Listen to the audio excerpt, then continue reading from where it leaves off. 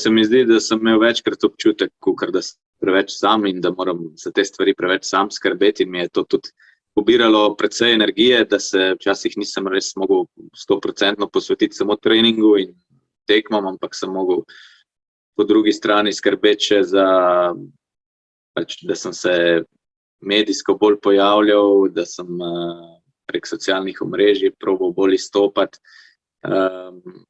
In nekako nisem imel te ekipe, ki bi mogoče mi pomagala po tej plati. Pač uspeh pride nekako s trdim delom in pravo podporo.